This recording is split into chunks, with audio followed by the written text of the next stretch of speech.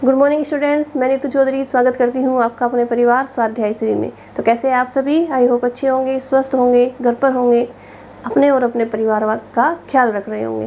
तो जैसा कि आप सभी को पता है, ये हमारी करंट अफेयर की क्लास है जो डेली सुबह 6 बजे होती है। ठीक है, तो कॉपी और पेन लेके बैठेंगे, एक एक क्वेश्चन को बहुत अच्छे से नोट डाउन करते हुए चलेंगे। तो चलिए शुरुआत करते हैं फर्स्ट क्वेश्चन से। तो आज का हमारा फर्स्ट क्वेश्चन क्या है कि हाल ही में नीति आयोग के द्वारा जारी ऊर्जा और जलवायु सूचकांक में नंबर 1 पर कौन सा राज्य है? बताइए, नीति आयोग के द्वारा एक रिपोर्ट जारी की गई है ऊर्जा और जलवायु सूचकांक, इसमें नंबर 1 पर कौन सा राज्य है? तो नंबर 1 पर हो जाता है इसमें गुजरात। कौन से नंबर पे हो जाता है? ये नंबर 1 पे गुजरात हो जाता है। बात करें दूसरे नंबर की, तो दूसरे नंबर पर कौन सा आता है? दूसरा नंबर है केरल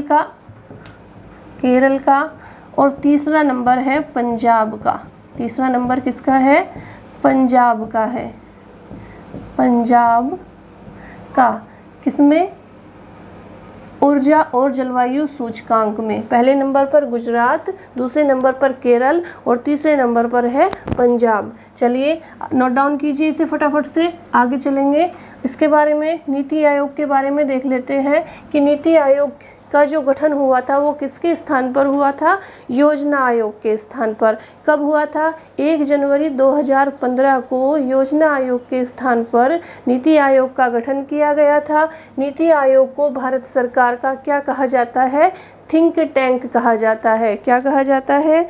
थिंक टैंक कहा जाता है। अगर बात करें कि नीति आयोग के अध्यक्ष कौन होते हैं, तो प्रधानमंत्री इसका अध्यक्ष होता है और वर्तमान में नरेंद्र मोदी जी प्रधानमंत्री है, तो वो इसके अध्यक्ष हुए। उपाध्यक्ष कौन है? राजीव कुमार है। बात करें सीईओ की, तो वर्तमान में सीईओ कौन है? अमिताभ कांत है। बात करते हैं मुख्यालय की, तो मुख्यालय कहाँ पर है नीति आयोग का?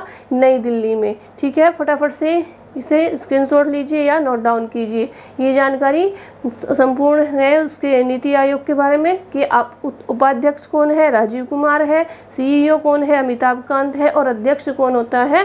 प्रधानमंत्री होता है। ठीक है, चलिए आगे चलेंगे। इसके गुजरात के बारे में देख लेते हैं। जब गुजरात का जिक्र आया है तो गुजरात के बारे में देख लेंगे कि गुजरात की कैपिटल कौन सी हो जाती है। सबसे पहले क्या देखना है? राजधानी हो जाती है गांधीनगर। सबसे बड़ा शहर अहमदाबाद हो जाता है। 33 जिले हैं गुजरात में। 1 मई 1960 को गुजरात का गठन होता है। वर्तमान में राज्यपाल कौन है? आचार्य देवव्रत वर्तमान में राज्यपाल है। मुख्यमंत्री कौन है? वर्तमान में भूपेंद्र भाई पटेल वर्तमान में गुजरात के मुख्यमंत्री है। विधानसभा सीटों की बात करें तो 182 वर्तमान में विधानसभा सीटें हैं। लोकसभा सीट 26 है और राज्यसभा सीट कितनी है? 11 है। ठीक है, नोट कीजिए फटाफट से। इसके बाद अगर प्रथम राज्यपाल की बात करें तो प्रथम राज्यपाल मेहंदी नवाब जंग हो जाते हैं। और प्रथम मुख्यमंत्री की बात करें तो जो गुजरात के प्रथम मुख्यमंत्री बने थे, जीवराज नारायण मेहता बने थे। कौन बने थे? जीवराज नारायण मेहता। अगर बात करें कि विश्व की सबसे बड़ी मूर्ति कौन सी? स्टैच्यू ऑफ यूनिटी, तो वो भी कहाँ पर स्थित है? गुजरात में स्थित है। कहाँ पर स्थित है? गुजरात में स्थित है। ठीक है, चलिए इसके बाद बात करते हैं तटीय रेखा की। तो सबसे लंबी तटीय रेखा वाला राज्य कौन सा है? गुजरात है। कितने लंबी है इसकी तटीय रेखा? 1600 किलोमीटर। कितनी लंबी है? 1600 किलोमीटर। अगर दूसरे नंबर की बात करें तो दूसरे नंबर की तटीय रेखा किसकी हो जाती है? तो दूसरे नंबर की हो जाती है आंध्र प्रदेश की। कितनी लंबी है? 1600 किलोमीटर। ठीक है, दूसरे नंबर पर किसकी हो जाती है? आंध्र प्रदेश की दूसरे नंबर की सबसे लंबी तटीय रेखा है।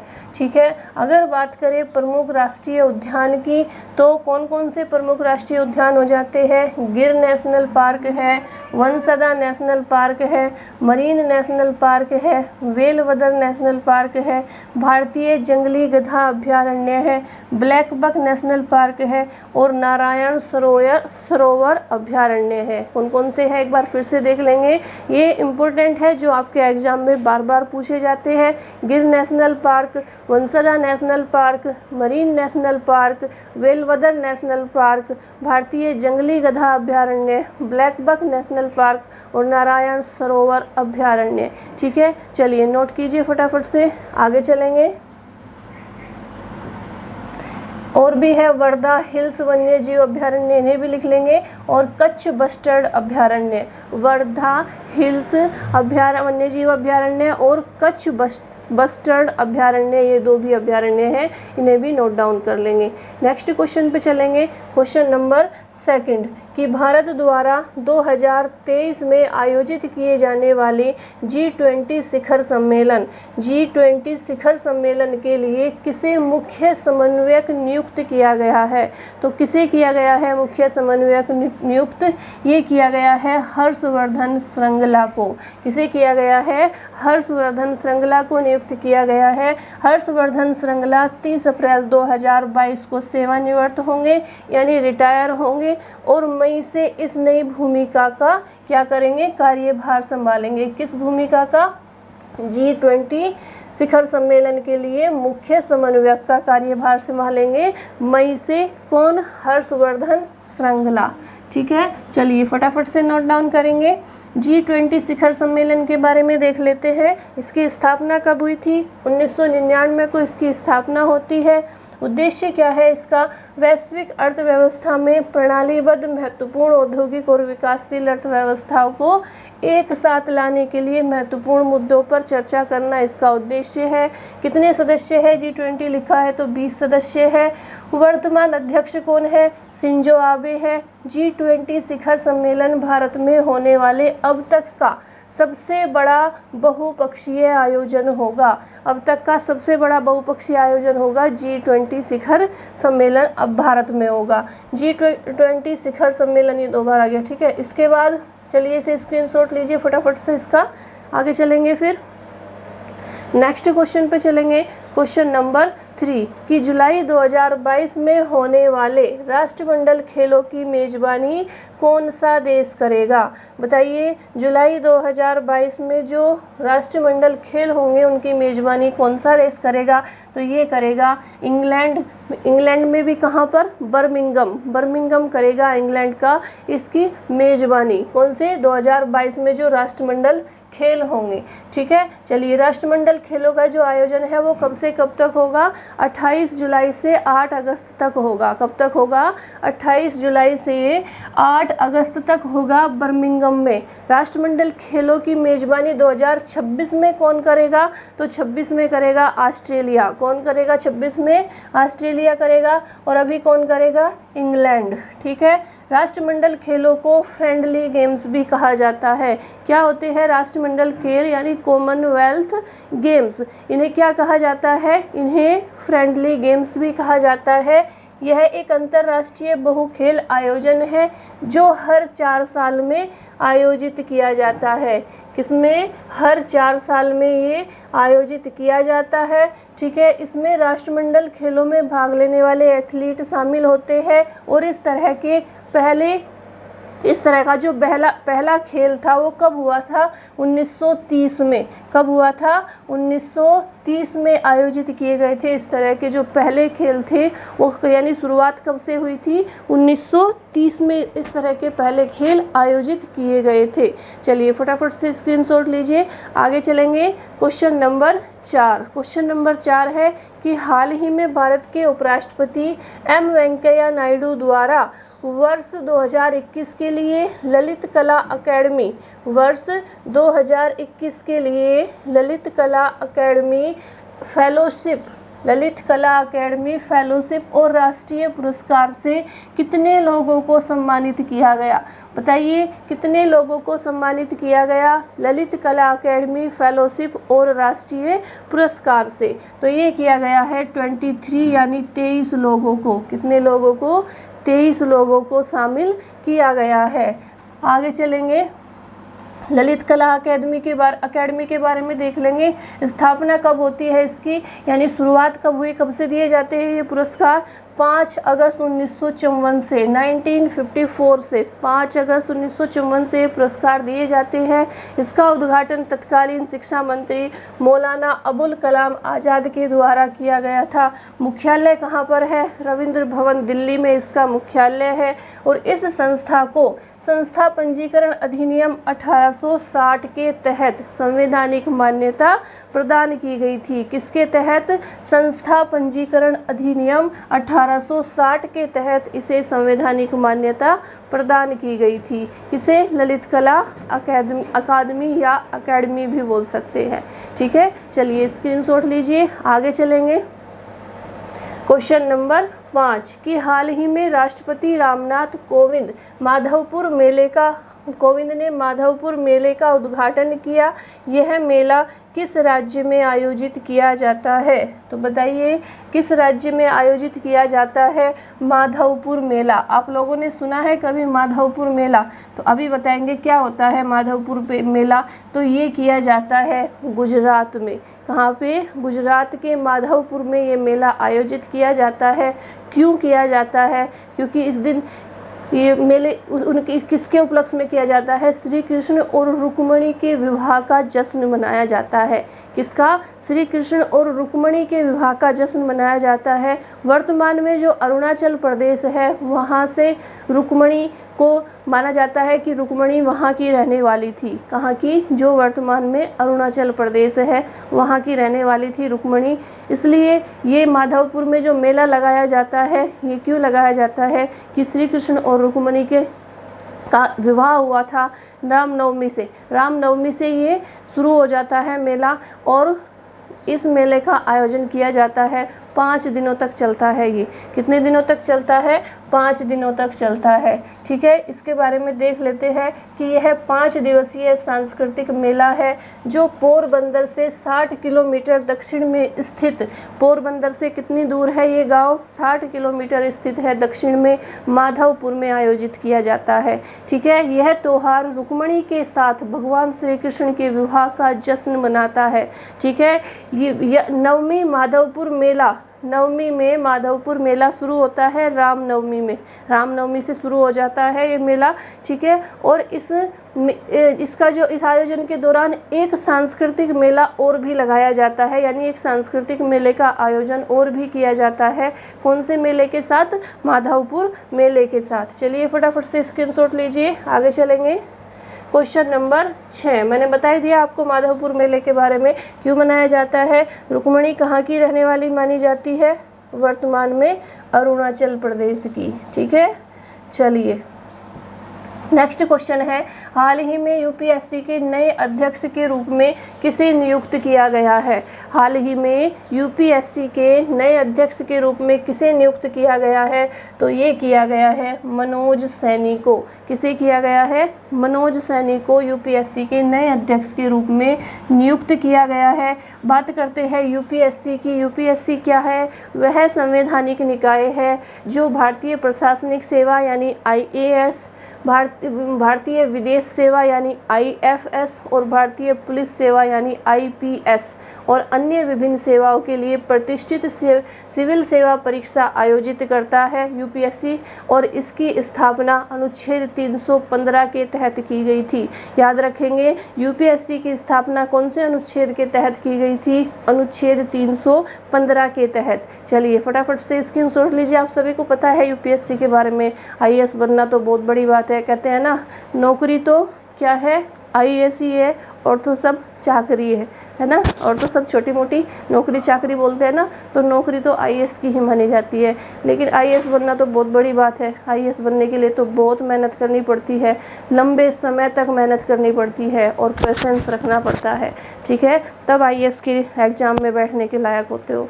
चलिए शुरुआत आगे चलते हैं क्वेश्चन नंबर 7 पे कि निम्न में से किसे पहला लता दीनानाथ मंगेशकर पुरस्कार से सम्मानित करने की घोषणा की गई है।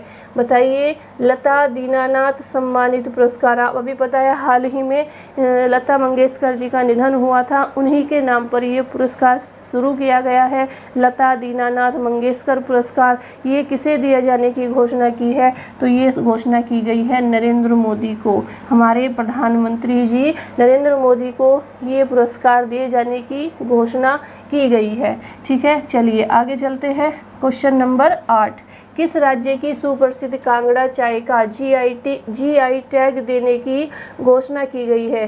किस राज्य की सुप्रसिद्ध चाय को जीआई टैग देने की घोषणा की गई है? तो किसकी की गई है? ये की गई है हिमाचल प्रदेश की। कहाँ की? हिमाचल प्रदेश की चाय है। कौन सी चाय है? कांगड़ा चाय। कांगड़ा चाय को जीआई टैग देने की घोषणा की गई है। बात करते हैं हिमाचल प्रदेश की, तो हिमाचल प्रदेश की सबसे पहले कैपिटल की बात करते हैं। कैपिटल क्या हो जाती है? 2 राजधानी है, एक है शिमला और दूसरी है धर्मशाला। कौन सी है? शिमला और धर्मशाला 2 राजधानी है हिमाचल प्रदेश की।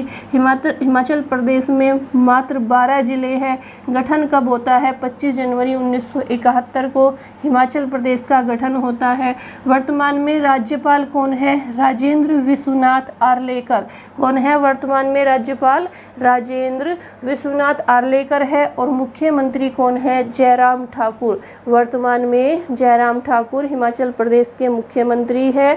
वर्तमान में राजेंद्र विश्वास आर्लेकर ये वहाँ के गवर्नर है, राज्यपाल है। विधानसभा में 68 सीटें हैं, राज्यसभा में 3 सीटें हैं और लोकसभा में 4 सीटें हैं। फटाफट से नोट डाउन कीजिए या स्क्रीनशॉट लीजिए। नेक्स्ट चलेंगे इसी में हिमाचल प्रदेश के प्रमुख राष्ट्रीय उद्यान देख लेते हैं। कौन कौन से है राष्ट्रीय उद्यान?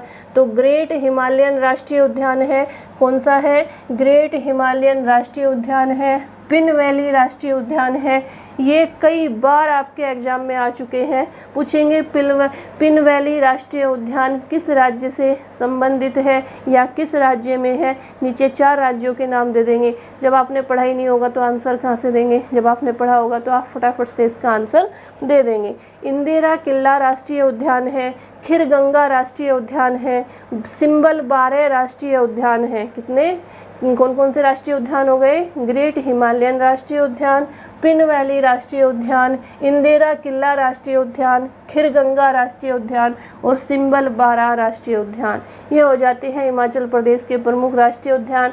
बात करते हैं प्रमुख योजनाओं की, तो प्रमुख योजनाएं कौन कौन सी हैं हिमाचल प्रदेश की? मुख्यमंत्री मधु योजना। कौन सी है? मुख्यमंत्री मधु योजना। दूसरी योजना है बेरोजगारी भत्ता योजना। बेटी है अनमोल योजना। कौन सी? बेटी है अनमोल योजना। मुख्यमंत्री शहरी आजीविका गारंटी योजना और प्रधानमंत्री कुसुम योजना। ये कुछ प्रमुख योजनाएं तो और भी बहुत सारी है, लेकिन कुछ इम्पोर्टेंट है जो हमने यहाँ पे ली है हिमाचल प्रदेश की योजनाएं। नेक्स्ट क्वेश्चन पे चलेंगे, क्वेश्चन नंबर 9, पेरियार मेमोरियल समथुपुरम का उद्घाटन किस राज्य में किया गया? बताइए, किस राज्य में किया गया पेरियार समथुपुरम का उद्घाटन? तो ये किया गया है तमिलनाडु में। कहाँ पर किया गया है? तमिलनाडु में किया गया है। कंफ्यूज नहीं होंगे कि पेरियार है तो आप केरल ही इसका आंसर देंगे। कहाँ पर किया गया है? तमिलनाडु में किया गया है, ठीक है। चलिए तमिलनाडु के बारे में देख लेते हैं। राजधानी तमिलनाडु की चेन्नई हो जाती है। 32 जिले हो जाते हैं।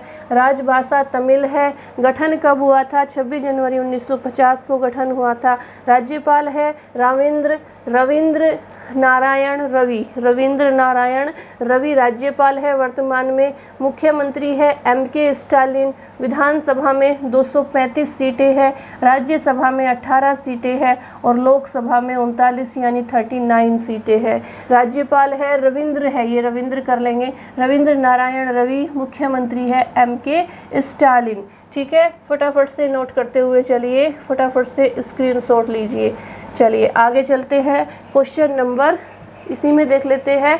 प्रमुख राष्ट्रीय उद्यान। तमिलनाडु के प्रमुख राष्ट्रीय उद्यान कौन कौन से हैं? अन्नामलाई टाइगर रिजर्व, मधुमलाई राष्ट्रीय उद्यान, मरीन राष्ट्रीय उद्यान और मुकुर्थी राष्ट्रीय उद्यान। कौन कौन से हैं प्रमुख राष्ट्रीय उद्यान? अन्नामलाई, मधुमलाई, मरीन और मुकुर्थी।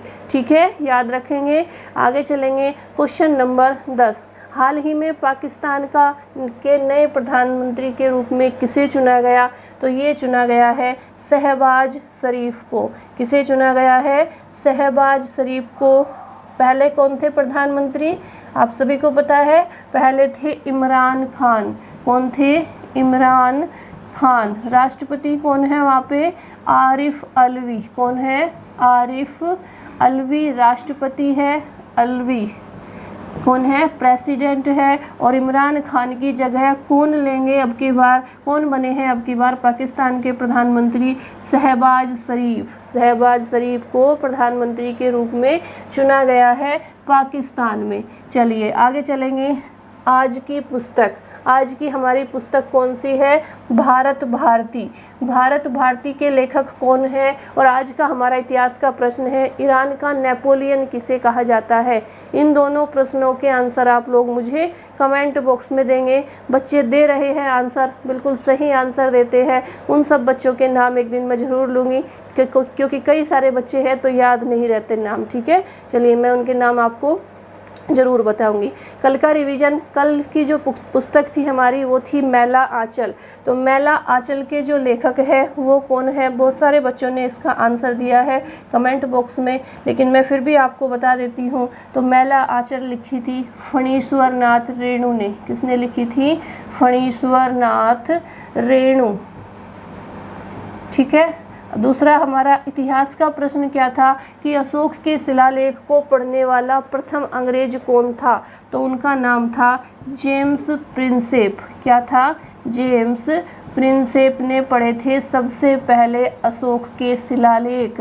ठीक है, किसने पढ़े थे? जेम्स प्रिंसेप ने पढ़े थे। आज के जो क्वेश्चन हैं, आज का जो इतिहास का प्रश्न है और आज की जो पुस्तक है उसके आंसर आप लोग मुझे कमेंट बॉक्स में देंगे। इसके बाद एक बार हल्का सा रिवीजन कल का कर लेते हैं कि ग्लोबल विंड रिपोर्ट 2022 के अनुसार 2021 में लगभग कितने गीगावाट विंड एनर्जी क्षमता में वृद्धि हुई है? बताइए कितने गीगावाट में हुई है? तो ये हुई है 64 गीगावाट, यानी 64 गीगावाट में क्या हुई है? वृद्धि हुई है।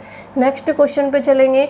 विश्व स्क्वाश चैंपियनशिप 2022 में भारत ने पहली बार स्वर्ण पदक जीतकर इतिहास रच दिया है। इसका आयोजन कहाँ पर किया गया? तो ये किया गया है इसको स्कॉटलैंड के भी ग्लासगो में। कहाँ पर? स्कॉटलैंड के ग्लासगो में किया गया है। नेक्स्ट है वाणिज्य मंत्रालय के द्वारा मौजूदा विदेश नीति को सितंबर 2022 तक के लिए बढ़ा दिया है। इस व्यापार नीति को किस वर्ष लागू किया गया?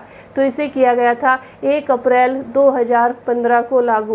नेक्स्ट क्वेश्चन है कि हाल ही में पिनाका MK1 उन्नत रॉकेट सिस्टम का सफलतापूर्वक परीक्षण पोखरण फायरिंग रेंज में किसके द्वारा किया गया? तो ये किया गया है नासा के DRDO के द्वारा। ठीक है, किसके द्वारा? DRDO के। आयुष्मान भारत प्रधानमंत्री जन आरोग्य योजना के तहत स्वास्थ्य लाभ पैकेज 2022 का नया संस्करण किसके द्वारा लॉन्च किया गया? तो ये किया गया है राष्ट्रीय स्वास्थ्य प्राधिकरण के द्वारा। ठीक है, हाल ही में किस केंद्रीय आयुष मंत्री ने 2 दिवसीय वैज्ञानिक सम्मेलन homeopathy people choice for wellness का उद्घाटन किया? तो इनका नाम क्या है? सर्बानंद सोनोवाल। सर्बानंद सोनोवाल ने किया। 11 अप्रैल को प्रत्येक वर्ष किस दिवस के रूप में मनाया जाता है? तो 11 अप्रैल को मनाया जाता है राष्ट्रीय सुरक्षा मातृत्व दिवस के रूप में। इससे मुझे याद आ गया कि आज क्या है, आज अंबेडकर जयंती है, यानी 14 अप्रैल को अंबेडकर जयंती के रूप में भी मनाया जाता है। और आज बैसाखी भी है। क्या है? बैसाखी भी है। तो आप सभी को बैसाखी की और अंबेडकर जयंती की हार्दिक शुभकामनाएं। चलिए आगे चलते हैं क्वेश्चन पे। क्वेश्चन नंबर 8 कि भारतीय रिजर्व बैंक ने IDBI बैंक और किस बैंक पर 93 लाख का जुर्माना लगा दिया है? तो ये लगा दिया है एक्सिस बैंक पर। किस पर? एक्सिस बैंक पर। पंचायती राज मंत्रालय आज़ादी की अमृत महोत्सव को जन उत्सव के रूप में कब से कब तक मनाया जाएगा? तो ये मनाया जाएगा 11 अप्रैल से 17 अप्रैल तक। नेक्स्ट है 10 ये 2 बार लिखा जा चुका। हाल ही में किस भारतीय म्यूजिक कंपोजर को बेस्ट न्यूज एल्बम कैटेगरी में सम्मानित किया गया? तो ये किया गया है रिक्की केज को। और महिला में किसे किया गया है? फाल्गुनी साहा को किया गया है। ठीक है, तो ये हमारे कल के भी क्वेश्चन कंप्लीट हो जाते हैं। एक बार फिर से आप सभी को बैसाखी की और अंबेडकर जयंती की हार्दिक शुभकामनाएं। ठीक है, अगर क्लास आपको अच्छी लगती है तो वीडियो को शेयर जरूर कीजिए और लाइक कीजिए और अपने दोस्तों तक ज़रूर पहुंचाइए और चैनल को सब्सक्राइब कीजिए, जिससे आपको पिछली क्लासेज भी मिलती रहे और क्लास का जो नोटिफिकेशन है वो आपके पास पहुंच जाए। जैसे ही क्लास आती है तो नोटिफिकेशन आपको मिल जाए। ठीक है, तो आज के लिए इतना ही रखेंगे। कल की क्लास में फिर नए क्वेश्चंस के साथ मिलते हैं। धन्यवाद। जय हिंद, जय भारत।